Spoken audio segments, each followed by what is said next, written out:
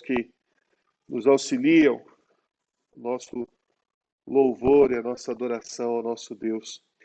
Convido os irmãos para que abram suas Bíblias, agora no livro de 2 Samuel,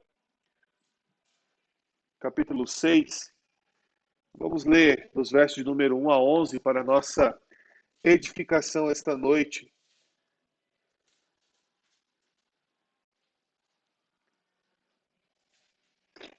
Segundo Samuel, capítulo 6, a partir do verso de número 1 até o verso de número 11. Diz assim a palavra de Deus: Tornou Davi a juntar todos os escolhidos de Israel, em número de 30.000.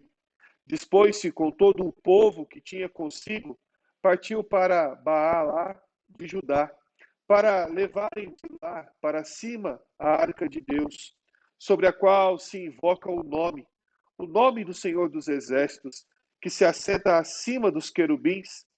Puseram a arca de Deus num carro novo e levaram da casa de Abinadab, que estava no outeiro, e Uzá e Aió, filhos de Abinadab, guiavam o carro novo. Levaram-no com a arca de Deus da casa de Abinadab, que estava no outeiro, e Aió ia adiante da arca. Davi e toda a casa de Israel alegravam-se perante o Senhor com toda a sorte de instrumentos de pau de faia, com harpas, com saltérios, com tamborins, com pandeiros e com símbolos. Quando chegaram à eira de Nacon, estendeu Uzá a mão à arca de Deus e a segurou, porque os bois tropeçaram.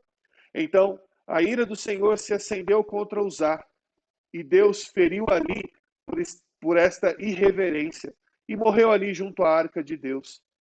Desgostou-se Davi, porque o Senhor irrompera contra Uzá, e chamou aquele lugar de Pérez Uzá, até o dia de hoje. Temeu Davi ao Senhor naquele dia e disse: Como virá a mim a arca do Senhor? Não quis Davi retirar para junto de si a arca do Senhor, para a cidade de Davi, mas a fez levar à casa de Obed-Edom, o geteu. Ficando a arca do Senhor na casa de Obed-Edom, o geteu, 3 meses, e o Senhor o abençoou em toda a sua casa. Sua cabeça mais uma vez e vamos orar ao nosso Deus, agradecendo pela leitura da sua palavra. Pai, nós te louvamos, ó Deus, pela leitura da tua palavra, porque quando nós a lemos, nós somos edificados por ela e por ela somente. Agora, Deus, nós te rogamos para que o Senhor, ó Deus, possa nos abençoar e com a ação do teu Santo Espírito possamos não só compreender a tua palavra, mas aplicá-la de maneira apropriada, de maneira correta na nossa vida. Esta é a nossa oração em Cristo Jesus. Amém. Amados, não é surpresa para os irmãos que por alguns anos da minha vida eu me dediquei ao serviço militar, onde eu tive muitos ensinamentos. E uma das frases que eu aprendi em um momento difícil, de dor, um momento de fracasso, foi a seguinte frase: em guerra avisada, só morre quem quer. Talvez os irmãos já tenham escutado eu dizer isso. Em guerra avisada, só morre quem quer. Esta frase ela foi me dita por um superior após nós estarmos em uma missão e nós precisávamos realizar essa missão. Nós sabíamos até o que nós deveríamos fazer, mas nós tomamos uma atitude, uma decisão equivocada e nós fracassamos. E então este nosso superior nos disse: em guerra avisada só morre quem quer. Tempos depois, agora numa condição um pouco mais elevada, como comandante da tropa ali, nós estávamos numa mesma situação em que precisávamos tomar uma decisão. E após, com os ensinos da vida e os fracassos da vida, nós tomamos a decisão correta. E a missão ela foi bem sucedida. E então eu entendi aquela famosa frase do meio militar: em guerra avisada só morre quem quer. Vejam, amados, muitas vezes na nossa vida nós até sabemos aquilo que nós devemos fazer. Nós sabemos qual é a atitude correta. Nós sabemos aquilo que nós devemos fazer para ter êxito na vida. Mas na maioria das vezes, nós nos enchemos de nós mesmos e tomamos decisões precipitadas. Nós nos enchemos de nós mesmos e queremos apenas agradar o nosso eu. E nós, então, fracassamos. Foi assim com Davi. Nós estamos aqui falando sobre a tentativa de Davi de unir novamente tanto o povo de ordem política quanto o povo de ordem religiosa. O que Davi estava querendo fazer era unir o reinado dele com toda a questão religiosa da época, trazendo novamente para Jerusalém, para ser o centro político e religioso da nação, a Arca da Aliança. E Davi, então, ele o tenta fazer com o intuito de ter um relacionamento com Deus maior, um relacionamento mais próximo. É assim também na nossa vida. Nós, diariamente, vivemos para poder ter um relacionamento mais próximo com o nosso Deus. Mas muitas vezes nós falhamos, justamente porque nós olhamos apenas para nós mesmos. Muitas vezes porque nós queremos agradar apenas o nosso coração. Deixamos, então, tiramos Deus do seu lugar central na nossa vida e colocamos a nós mesmos. E nós, então, fracassamos. Nós fracassamos assim como uma tropa que tenta decidir por si mesmo qual é o melhor caminho. Assim como um rei que tenta decidir por si mesmo qual é o melhor caminho. Assim como nós, todos os dias da nossa vida, decidimos por nós mesmos qual é o melhor caminho e fracassamos na nossa vida. Vejam, amados, algumas informações interessantes sobre este texto e esse trecho, essa porção da palavra de Deus que nós lemos. O livro de 2 Samuel narra o estabelecimento da monarquia, narra o estabelecimento do rei, do reinado de alguns homens levantados por Deus. Mas vejam, amados, esta monarquia ela era levantada simplesmente para poder estabelecer e para poder representar o reinado do nosso Deus. O que nós vemos é que, durante a história, muitos reis se perderam, porque ao invés de demonstrar Deus, ao invés de demonstrar o reinado do nosso Deus supremo e criador, eles tentaram fazer as coisas com as suas próprias mãos, do seu jeito, simplesmente para tornar o seu nome conhecido. Nós vemos, então, na narrativa de Samuel, que muitas vezes, ou melhor dizendo, todas as vezes, que a lealdade pactual do povo para com os Deus, ela era ameaçada. Deus, ele castigava o povo. Nós vemos isso em quase toda a narrativa do Antigo Testamento. Todas as vezes que o povo falhava no seu pacto, no cumprimento do pacto de lealdade ao nosso Deus, eles eram punidos, muitas vezes de maneira severa pelo próprio Deus. E aqui o texto que nós lemos não é diferente. O texto que nós lemos de 2 Samuel, capítulo 6, versos número 1 a 11. Nós temos aqui o primeiro relato da tentativa de transportar a arca do Senhor para Jerusalém. E essa tentativa ela foi frustrada novamente, justamente porque o homem ele tentou fazer as coisas da maneira como lhe apraz. Vejam, amados, pensem um pouco na sua vida, aquilo que esse texto nos revela. Todas as vezes que nós tentamos fazer as coisas do nosso modo, nos aproximar do nosso Deus, para podermos ter um relacionamento com o nosso Deus, todas as vezes que nós fazemos isso ao nosso modo, nós fracassamos. E nós fracassamos por dois motivos. O primeiro deles é porque nas nossas tentativas, nós demonstramos as nossas superstições. Como nós somos supersticiosos com relação à nossa tratativa, com relação ao nosso pensamento, com relação ao nosso modo de agir. E, em segundo lugar, nós erramos, nós falhamos, nós fracassamos por causa da nossa irreverência para com o nosso Deus. Vamos ao texto para poder expormos, então, aquilo que a palavra de Deus nos ensina. O nosso fracasso com relação ao nosso relacionamento com Deus se dá devido à nossa superstição, amados. O verso de número 1 do capítulo 6 nos mostra que tomou Davi a juntar todos os escolhidos de Israel.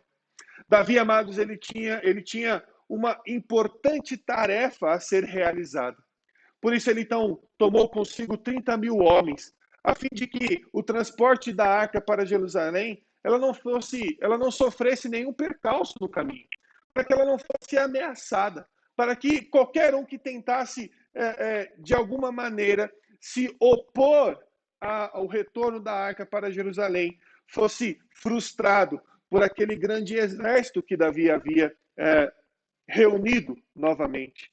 30 mil homens para poder justamente assegurar que a arca ela voltaria para Jerusalém. Amados, Davi ele juntou esse grande exército, essa grande força armada, simplesmente por conselho de seus oficiais, os quais queriam proteção contra qualquer tipo de perigo oculto. Segundo a 1 Crônicas, capítulo 13, verso de número 1, vai nos narrar a mesma história, com esse pequeno detalhe, de que esses oficiais, então, eles aconselham Davi a reunir um grande exército para poder assegurar a arca mais uma vez. No verso de número 2, então, Davi ele se dispõe com todo o povo. E eles partiram, então, de um lugar chamado Balaim, Judá. Este nome significa senhores de Judá. Por isso, alguns intérpretes vão entender que se trata apenas de um lugar mesmo, de onde a arca ela estaria saindo. E a arca, amados, ela era chamada pelo nome de Yahvé, o nome que de fato representava o lugar santo de habitação de Deus, ou seja, onde Deus ele se manifestava entre as figuras daqueles querubins. Nós estamos falando então do transporte daquilo que significava o próprio Deus. O verso de número 3 e 4, puseram a arca de Deus num carro novo. Amados, este modo de carregar a arca é um modo que invoca o precedente filisteu que foi estabelecido em 1 Samuel capítulo 6 e 7, versículo 7. Mas vejam, amados, esse precedente filisteu foi como os filisteus, foi como o inimigo do povo de Israel havia retirado a arca de Jerusalém e levado para o seu domínio. Aqui, Davi, ele tem a brilhante ideia de uma maneira, na tentativa de humilhar o povo, novamente querer imitá-los, dizendo que eles fariam de maneira melhor. Com este intuito, Davi, ele então negligencia a ordem divina de que a arca ela não poderia ser transportada, mas deveria ser carregada. Quando Deus ele ordena que a arca seja feita, ele ordena bem alguns detalhes. E ele ordena que essa arca ela fosse equipada com argolas e com varas para ser justamente carregada e não transportada por um carro. Isto era uma ordem clara que Deus havia dado ao povo em Êxodo capítulo 22, versos de número 12 a 14. Deus, o próprio Deus, ele diz como a arca deveria ser tratada. Uzá e Aió, esses dois personagens, esses dois meninos que o texto nos apresenta, eram filhos de Abinadab e irmãos mais jovens de Eleazar. Provavelmente, tanto o pai, Abinadab, quanto Eleazar já estavam mortos. E o serviço, então, sagrado passou a esses dois irmãos mais novos. Por isso, eles, então, provavelmente estavam ali juntos para poder colaborar no serviço sagrado, no manuseio da arca. O verso de número 5, então, nos apresenta o povo alegre perante o Senhor. Uma grande celebração foi ajudada pelo sonido de instrumentos musicais de várias espécies, enumerados neste versículo que nós lemos. Havia muito apelo que os israelitas poderiam sentir, então, gratidão, porque Deus novamente havia abençoado eles. Havia muita coisa a celebrar. A nação estava unificada sob a liderança única de Davi. Eles estavam vendo o símbolo supremo da sua religião, da sua espiritualidade, retornando para Jerusalém. havia sido então uma verdadeira vitória para o povo de Israel.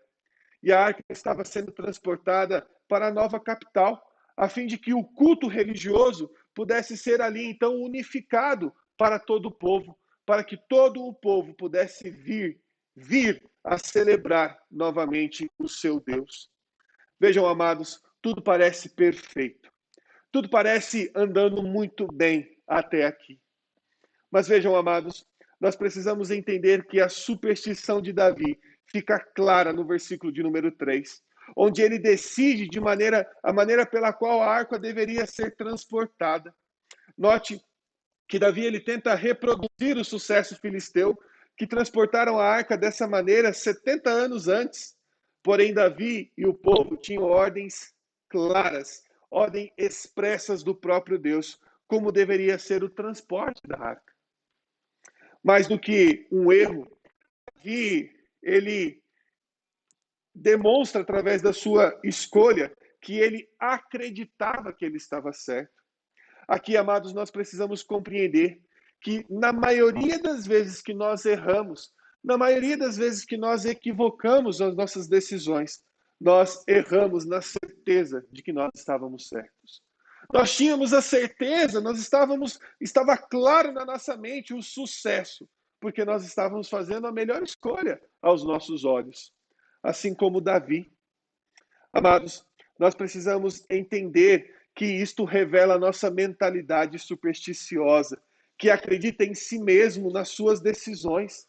Pois, veja, Davi ele pensava que Deus estava com ele e concordava com as suas decisões.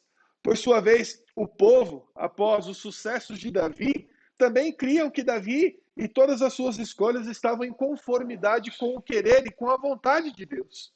Amados, é nesse momento que muitas vezes nós erramos, que muitas vezes nós nos equivocamos, quando nós pensamos que nós somos a voz do nosso Deus, que nós somos de fato aquilo que o nosso Deus tem mais apreço, e tudo aquilo que nós fazemos então seria bem aceito pelo nosso Deus. Vejam, amados, novamente aqui eu digo para vocês, não é da maneira como você quer, não é da maneira como você acha que deve ser, não é da maneira que você acha que é bonitinho, não é da maneira como você acha que vai te agradar, é da maneira como Deus, ele de maneira expressa determina através da sua palavra. É da maneira como Deus ele quer que seja, e não da maneira como nós decidimos ser. Amados, é interessante nós analisarmos em nossa vida que de maneira recorrente nós apresentamos esse tipo de mentalidade supersticiosa que Davi ele apresenta aqui nesses versos. Muitas vezes nós cremos que as nossas decisões são as mais acertadas e por estar tão crentes disso, nós não consultamos o querer ou a vontade do nosso Deus apresentada de maneira expressa através da sua palavra. Nós não queremos saber daquilo que a palavra de Deus nos diz. Nós temos certeza e convicção do nosso querer, da nossa vontade, do nosso desejo manifesto no nosso coração. E nós então não consultamos aquilo que Deus ele quer para a nossa vida. Esse tipo de superstição levou Davi a negligenciar aquilo que Deus havia ordenado. E como consequência, levou o povo a fazer o mesmo. Amados, isso ocorre conosco e se agrava principalmente quando nós estamos assumindo a posição de líderes. Nós erramos e levamos outras pessoas a errarem também. Nós somos, amados, responsáveis, não apenas por nossos erros, mas de compartilharmos também do erro dos nossos líderes, ou compartilhar dos erros daqueles que estão exercendo liderança sobre a nossa vida. O que acontece com Davi aqui nos serve de alerta, de que nós precisamos sempre deixar de lado as nossas crenças em nós mesmos, deixar de lado as nossas certezas pessoais motivadas pelo nosso eu e sempre recorrer à vontade do nosso Deus. Nós precisamos, amados, aprender na nossa vida que é prioridade para nós recorrer àquilo que o nosso Deus quer, aquilo que o nosso Deus ele deseja, justamente para que nós não, de maneira explícita na nossa vida, não recorramos às superstições do nosso coração, da nossa mente, depositada no nosso eu. Amados, nós não conseguimos fazer nada de bom à margem ou separados do nosso Deus. Nós não podemos produzir nada de bom na nossa vida se nós não estivermos debaixo da vontade do nosso Deus. Isto é claro, isto é óbvio, isso é objetivo no texto da palavra de Deus. O problema é que desde que o pecado adentrou na vida do homem, o homem não consegue mais olhar para o seu Deus, o homem só consegue olhar para si mesmo. Nós só conseguimos olhar para nós. É sempre aquilo que nós queremos, aquilo que nós sentimos.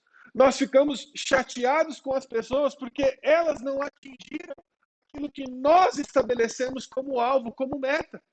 Nós ficamos entristecidos com as pessoas porque elas não nos recepcionaram da maneira como nós queríamos. Nós ficamos entristecidos com as pessoas porque elas não nos deram aquilo que nós gostaríamos de receber como presente, que nós gostaríamos de receber como atenção. Nós queremos sempre olhar para o eu, para o eu, para o eu.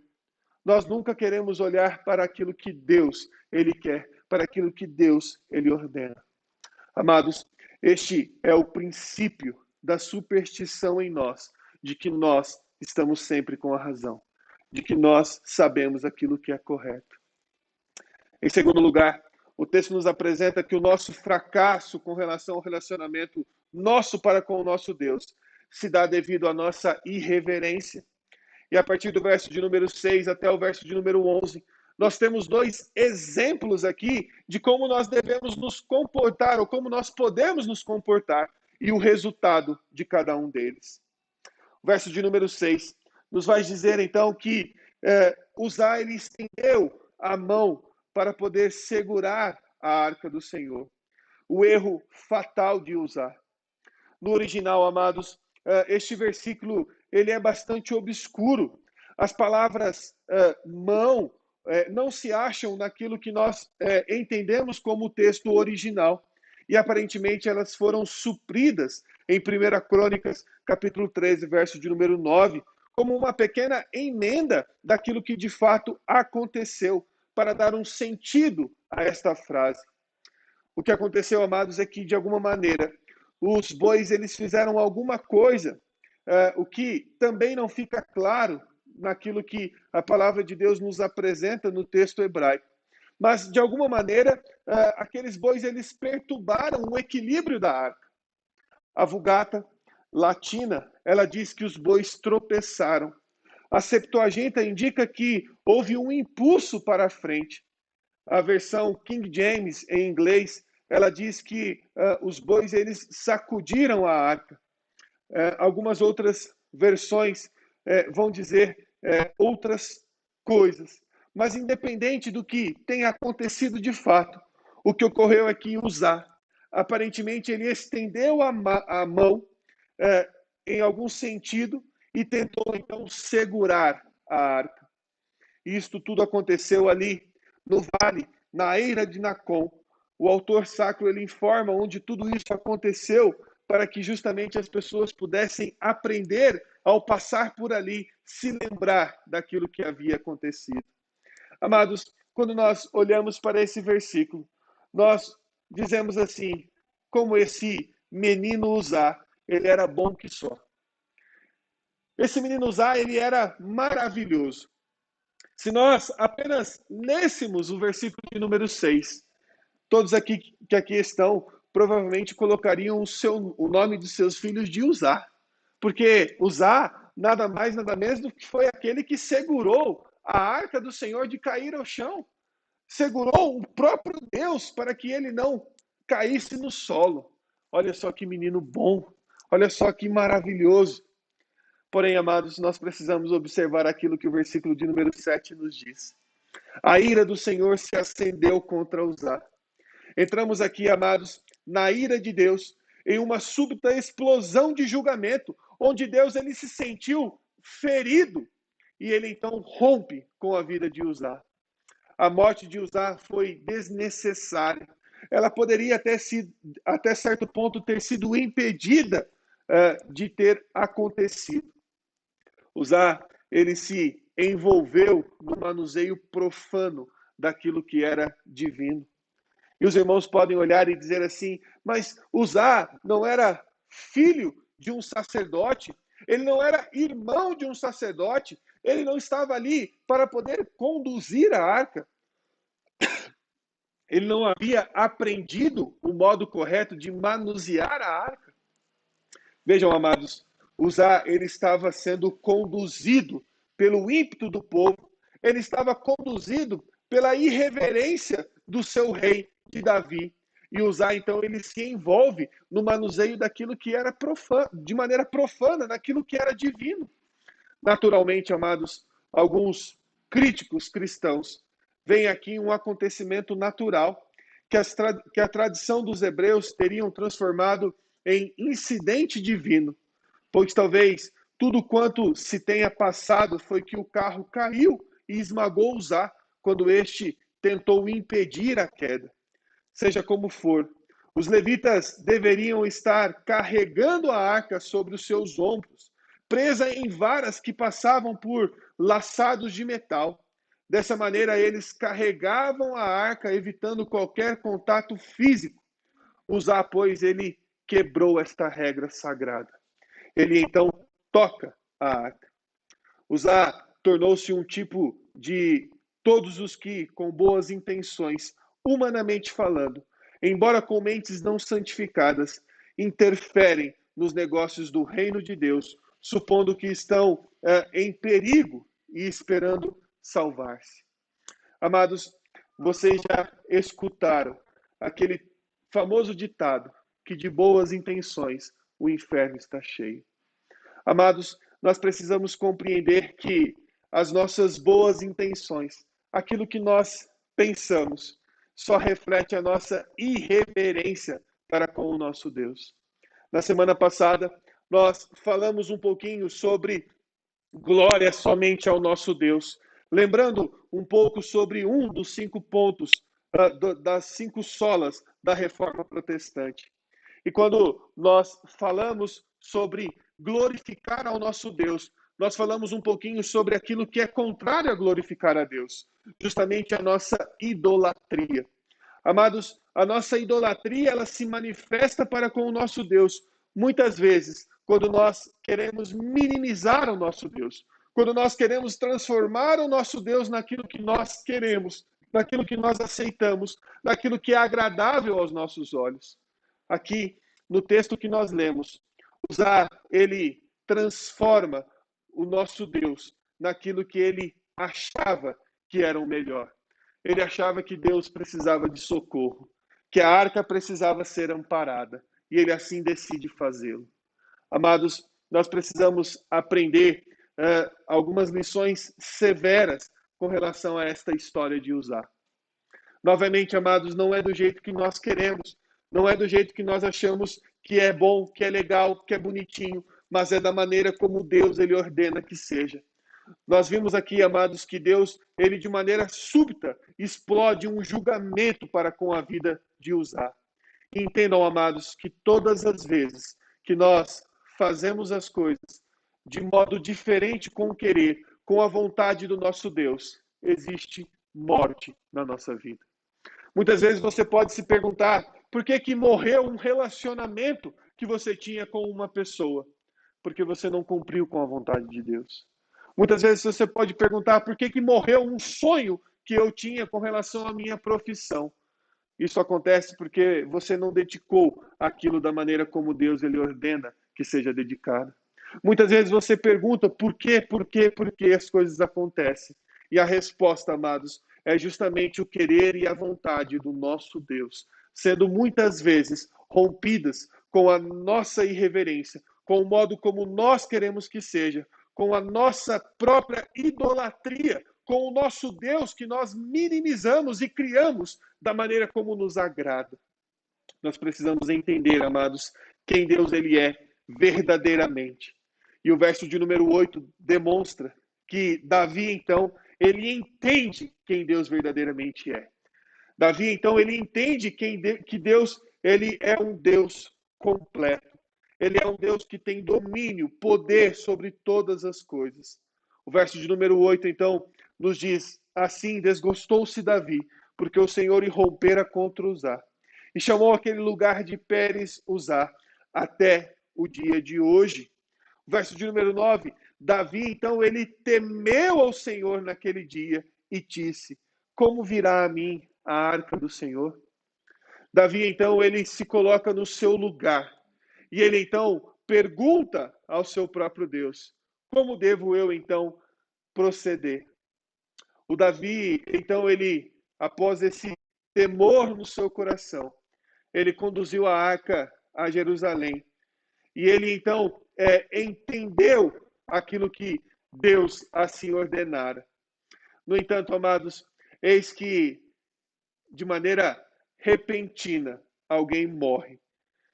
Precisou usar morrer para que Davi, ele, de fato, tomasse consciência da grandeza do seu erro, de como ele havia conduzido o povo até ali de maneira errada, de maneira equivocada.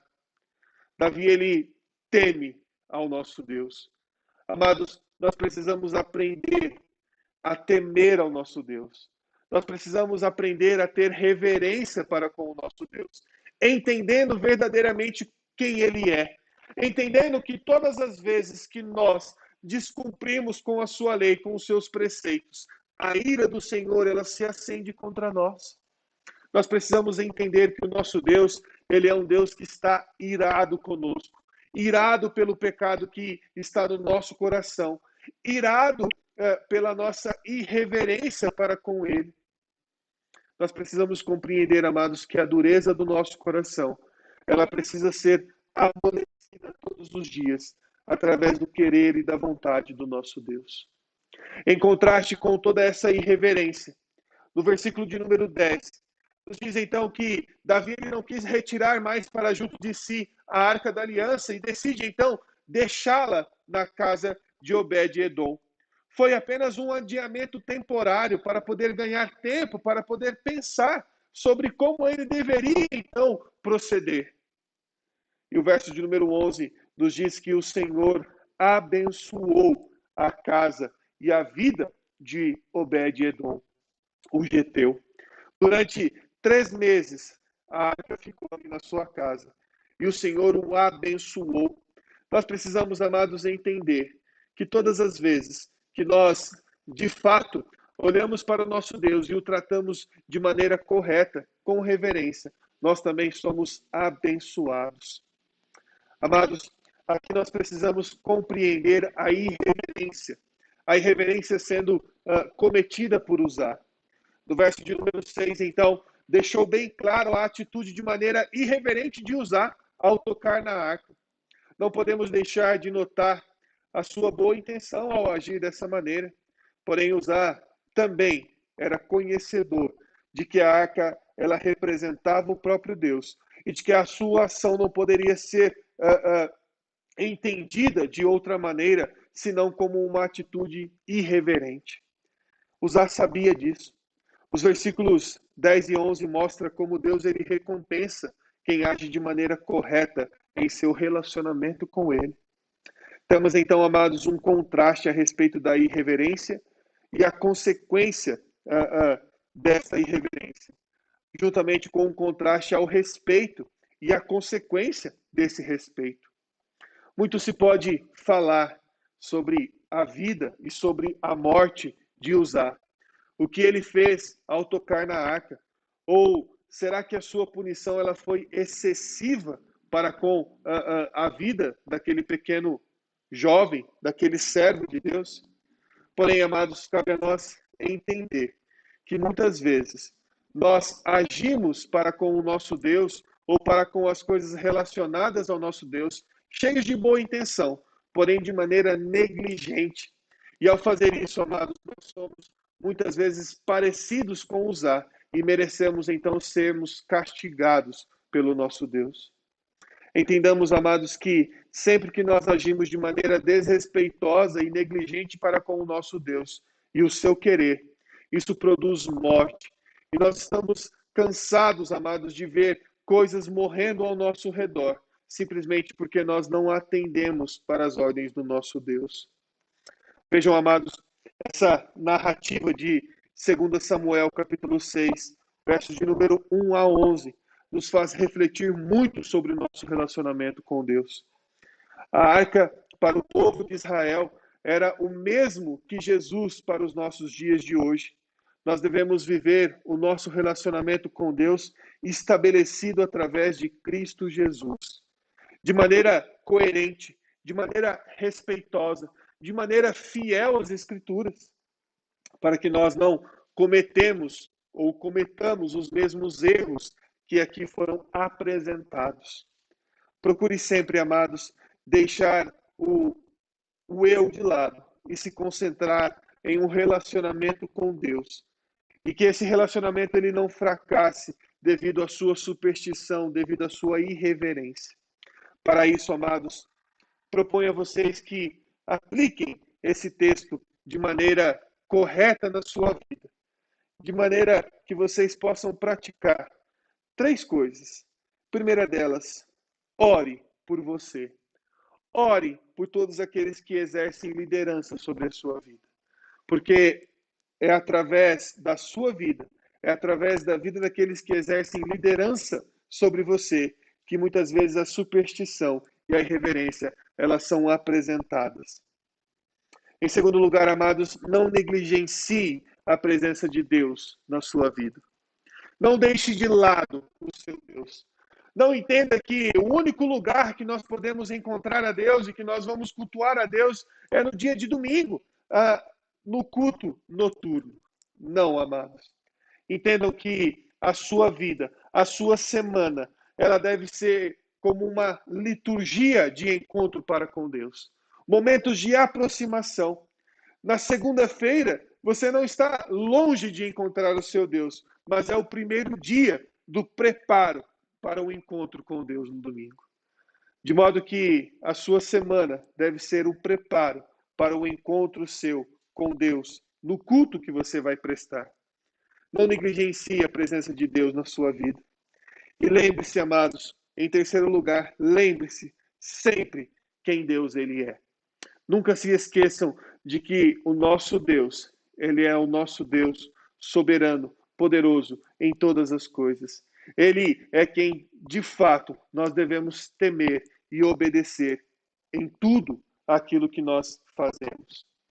Por último, amados, eu gostaria de lembrá-los que em guerra avisada só morre quem quer. Nós sabemos aquilo que nós devemos fazer. Nós sabemos como nós devemos proceder. De modo que, se você quiser vida no seu dia a dia, no seu proceder, nos seus relacionamentos, obedeçam às leis do nosso Deus. Obedeçam os preceitos e as ordens e os quereres à vontade do nosso Deus. Entenderam, amados, que o nosso Deus ele é amoroso e misericordioso para conosco. Eu gostaria de convidar a igreja para que, em resposta à palavra de Deus, pudéssemos então cantar, agradecendo ao nosso Deus, cantar, demonstrando ao nosso Deus as maravilhas que ele nos apresenta, as maravilhas que ele concede a todos aqueles que o amam, que o respeitam, que cumprem com o seu querer. Vamos todos juntos cantar o hino de número 33, Maravilhas Divinas. Convido a igreja para que se coloque em pé, para que possamos juntos cantar esse hino.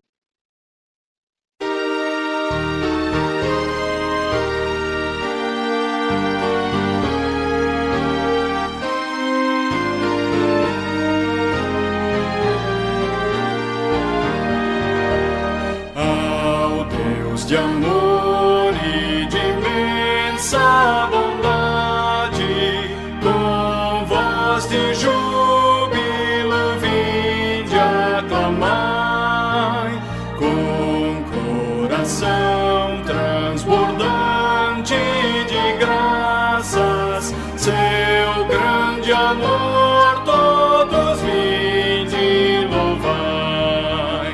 Do céu na terra, que maravilhas vai operando o poder do Senhor, mas seu amor aos homens perdidos das maravilhas é sempre a maior. Já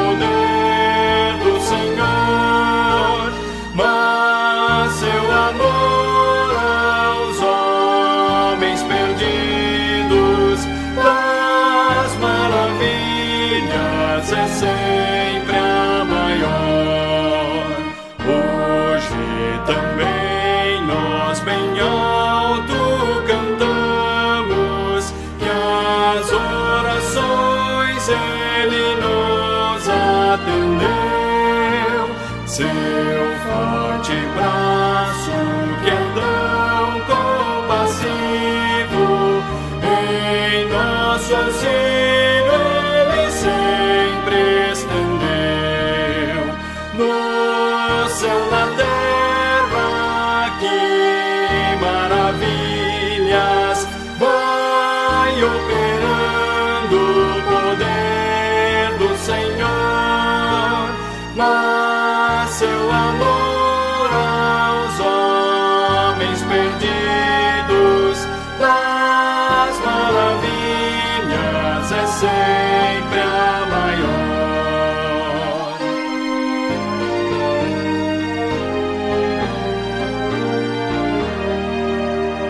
Como até hoje, daqui para frente, Ele será nosso eterno poder, nosso castelo bem forte e seguro, e nossa fonte de excelso prazer.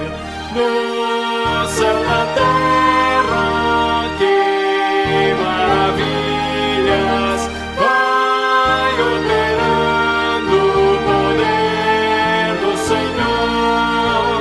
Mas seu amor aos homens perdidos nas maravilhas é sempre a maior.